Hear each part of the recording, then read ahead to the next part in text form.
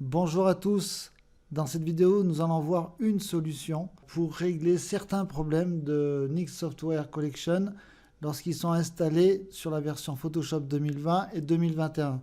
Je rappelle que j'ai fait une vidéo comment installer le plugin. Là maintenant c'est comment l'utiliser lorsqu'il y a des dysfonctionnements. Notamment celui-ci, à savoir que lorsque je vais dans Filtre, Nik Collection, je vais prendre SilverFX. Donc on va prendre un preset au hasard et je fais OK. On s'aperçoit que le filtre n'a pas été appliqué. Alors au départ je me suis dit tiens c'est dû au cadenas. Donc j'ai enlevé le cadenas en cliquant dessus. Filtre, Nik Collection. Et là pareil. Je me suis donc dit tiens c'est peut-être une histoire de 8 bits, 16 bits. Image, mode. Donc je suis passé de 16 bits à 8 bits. Et là, pareil, je me suis dit, tiens, je vais essayer. Donc là, on s'aperçoit que là aussi, il y a un problème. Le filtre n'a pas été appliqué. Je me suis dit, tiens, je vais dupliquer. Là non plus, ça ne fonctionne pas. Alors, la solution que j'ai trouvée, c'est celle-ci. Donc, filtre, Nik Collection. Donc, je vais chercher mon SilverFX. Et ici, donc, j'applique mon filtre.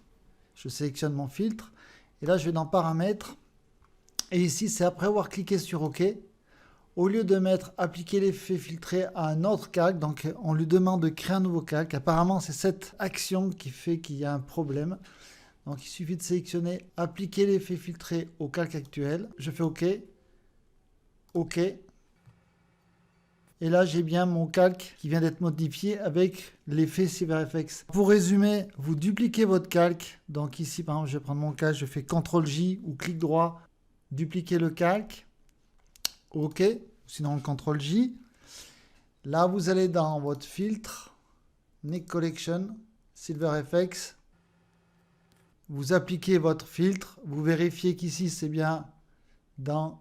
Après avoir cliqué sur OK, que vous êtes bien sur appliquer l'effet au calque actuel, OK, OK. Et comme vous avez dupliqué votre calque, et bien le filtre s'applique sur le nouveau calque.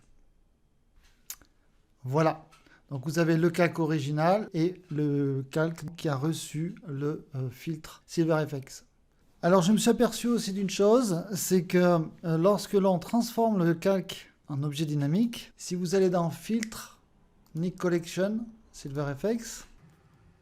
Et alors là, si vous cliquez sur Paramètres et après avoir cliqué sur OK, vous avez appliqué l'effet à un autre calque, donc c'est-à-dire les paramètres que j'avais tout au départ qui ne fonctionnaient pas.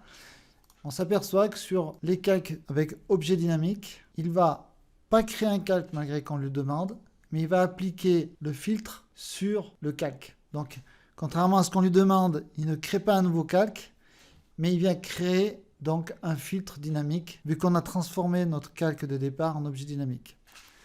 Donc si vous ne souhaitez pas changer l'option, vous êtes obligé de passer par un calque dynamique. Attention, vous ne pourrez pas utiliser certains outils dans SilverFX. Donc pour résumer, soit vous transformez votre calque en objet dynamique, vous partez dans SilverFX et là vous laissez l'option de départ. Mais attention, vous ne pourrez pas utiliser tous les outils de SilverFX. Moi personnellement, ce que je vous conseille, c'est donc de dupliquer votre calque, d'aller dans SilverFX, sélectionnez votre preset, vous allez dans Paramètres et une fois pour toutes, vous faites, après avoir cliqué sur OK, appliquer l'effet au calque actuel. OK, OK.